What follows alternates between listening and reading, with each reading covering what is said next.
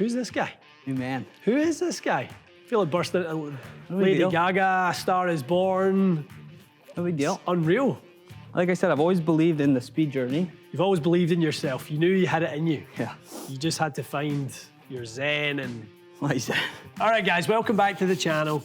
So, big part of the channel right now, Michael, is the speed journey. Gotta get faster. You enjoying it? Love it. You? I'm enjoying it, I'm enjoying it. Are you getting faster? Yeah, no, I'm getting faster.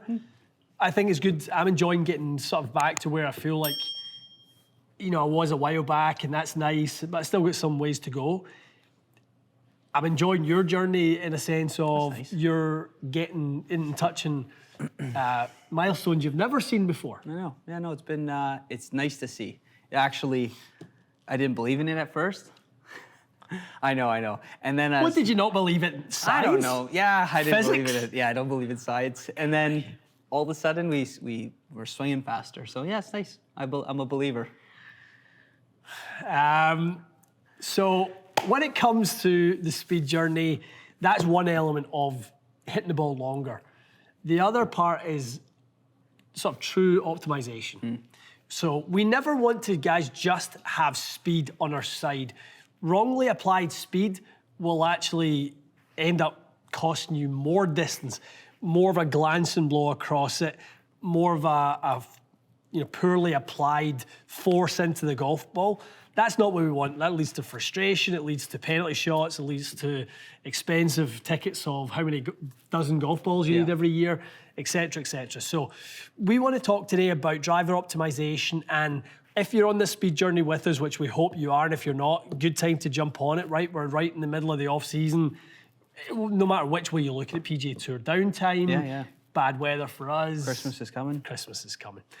Give yourself the gift of distance this year for Christmas. So we're going to look into optimization and really the low-hanging fruit. We always want to go after the low-hanging fruit first. What are the easy wins? We're going to touch on some of those today: strike point, tee height, etc., etc. Ball position. Get into some of that stuff that we think can give you, obviously not just speed through applied application through systems like super speed golf like we're on, but just how you can set yourself up for success. Yeah, good, cool. Okay. Good. Very much stock drive for you. I honestly think that would be like gamer right now. Yeah, that just if you feels walk to very the golf easy. course, which is, I love Like it. I'd take it. 12, 2600, 153, 105. I know the path is bad, but It's fine. Couple more. Just creating that baseline. What's up with that? no, nothing. I just.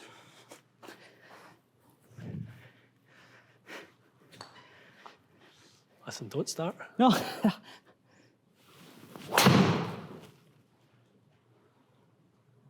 Okay, we're going for the 3 S's. I know what the 3 U's are. That's about it. Strike point, spin, loft, and speed. Okay. Right? We'll kind of give it your baseline. A really good baseline. Yeah, nice to see. 260, 280. We're working on the amount of shape to that. Strike point is in a nice spot. All things considered, pretty good. Yeah. So, to your baseline, let's apply the 3 S's. Okay. Firstly, we are going to apply strike point. Okay. For every golfer, there's an optimal strike point. If you're a neutral golfer, the likelihood is that's the middle. For a cutty golfer, that's the middle to the toe side. Yeah. And then for the golfer who has a little bit too much shape, heely. middle to heel, right? So you are by far much, much more optimized when you find middle to toe. Right. So let's find that first for you. So keep it all else pretty much the same. Yep. Let's look at trying to find that kind of toe strike. Again, guys, one of the benefits of using the technology that we do, we can literally be as exact as going, I want this 7 millimeters in the toe. So we're striving to be that precise. Just high middle, face open. Okay, pretty good. 1 millimeter in the toe. Love the launch conditions, Mikey. Let's just try and stray more towards the toe. Beauty, Mikey. Yeah, got away with it. Beauty. So much more in the toe. We immediately know that when we see the sort of the ball have that very straight flight for you. Yeah. Okay, a couple more. Excellent. Excellent, excellent. Okay, so the sort of first of the optimization fundamentals is going to be in strike point. We want you straying more towards the toe. Really what we're giving up in marginal efficiency is worth it in terms of the ball flight itself. Right, okay. Right. So we're not yet adding anything in. We're kind of, if anything, we're a little down in club head speed as you try and find the strike. That's okay. You know, we'll add that in as the other parts of the puzzle come together. Let's look at the next fundamental, which is spin loft. Okay. For us to get your spin loft into the area where I want it, Mikey, I'd like the only thing really to change to be angle of attack up. I'd like dynamic loft to stay where it is. What that will do will be to lift launch angle. Right, okay. Okay, so let's move to the next tee height up to number 6. And guys, a quick 30-second explanation on spin loft. Lots of you who have obviously been on the channel with us before have heard me talk about spin loft, what spin loft is. Right, we have a plane created by the angle of attack and the amount of delivered loft on the golf club. So for Mikey, his base plane, the base of his plane is at 2 degrees up. Okay, that's his angle of attack. The upper jaw of the plane is sitting right now around 15.5 degrees of loft. So the separation from those is somewhere in about 13.5 degrees. If we're looking at a 2-dimensional plane sort of down that way. Now, the golf swing's not 2-dimensional, it's 3-dimensional, so we do have an element of as those jaws separate, we can actually create less energy by having a face that's pointed to the right and a path that's traveling left in Mikey's case. So we have to manage spin loft and trying to create the most neutral face-to-path relationship that we can. But in this instance, what we're going to try to do really is just lift the upper plane of the jaw, i.e. Slightly narrow the spin loft plane. So if we are 15.5 degrees of delivered loft and 4 degrees of upward angle of attack, we've got somewhere in and around 11 to 11.5 degrees of spin loft. That's where Mikey's going to find that high launch, low spin combination from, okay? So Mikey, let's hit a couple where we really work on angle of attack. Okay. One and done, baby. Thanks for coming, folks. Look at that. Look at that. You know what the people need to see is the hype man that we have for recording us. They're always cheering me on. It's nice to have support. So if we just take the delivery there, and we said we want to keep this dynamic loft about the same, move attack angle upwards, keep that strike out in the toe where we had that. So again, we've spoke about this in recent videos in recent weeks, stacking. Yeah. We stack these marginal gains on top of one another. And you actually beat me to it with the next one. You added actually the speed in there. So we had a better path. Yeah. We had a better face. So they were tighter together in that 3-dimensional spin loft that we were sort of showing you before. And you got the attack angle up, which gave us the higher launch angle, but kept the spin really, really good. That feeling of like the shoulder maybe pointing more up. Yeah. Definitely is a nice kind of cheat code for path for me right now. For driver especially, because you're moving to that one sort of height up in the little tee height. Yeah. If we go back to where we sort of where we started this, I mean that's a massive difference. It's an absolute massive difference. That's out driving you. That's out driving me.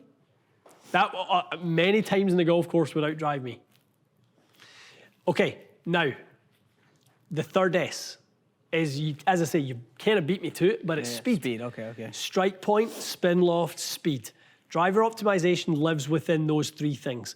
So we've kind of got the strike point for you, which is center to toe. We've got the upward angle of attack, which is the missing element from your spin loft equation. And now the last one is We got to see some of this ferocious speed you've been building. Toey. Toy, but I know, it works. good. It's just kind of let go of the club. and no, go on. No longer does toy mean bad. No. Yeah, club head speed was up. Okay. That felt so bad, that's true. Yeah, so bad. But again, when you're missing in all the right areas you get away with versus it. all the wrong areas, exactly, you will get away with it. Who's this guy? New man. Who is this guy? I feel like bursting into No big Lady deal. Gaga, A Star Is Born. No big deal. Unreal. Like I said, I've always believed in the speed journey. You've always believed in yourself. You knew you had it in you. Yeah. You just had to find, your zen and Like you said. okay, keep More? keep going. Yeah, absolutely. 273 carry. Little cutty. Okay. Look at that strike. Yeah. Awesome. 157, 108, 274. Just a bit spinny, that's all. Like, not awful spin. Yeah, it's no, just- a good amount of spin.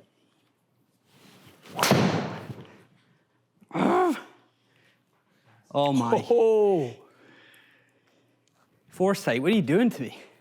110, 159, 1.9, 159.5, and it doesn't give it to you. I know. All right. Come on, you got it. Watch this. 161 it is. Foresight. Sounded good. Yeah, it sounded good. It was 109, but 154. Yeah, as far as sort of obviously optimization goes, we're now pushing speed, right? So we Yeah. kind of have the delivery, you're now holding on to 4-degree upright. You're still a bit more out to in than we Yeah, want. We're not going to complain about that whatsoever. Your club head speeds went up really, really nicely, Mikey, and it's the average now. Yeah. Which is great. So all those things that we spoke about, sort of strike point, more towards the toe, spin loft, just narrowing that window between attack angle and delivered loft, and then obviously adding the speed into it at the end. Pretty good. Yeah, and guys, the reason we're touching in on those 3 core principles to driver optimization is that's what we deliver in any fit that we do.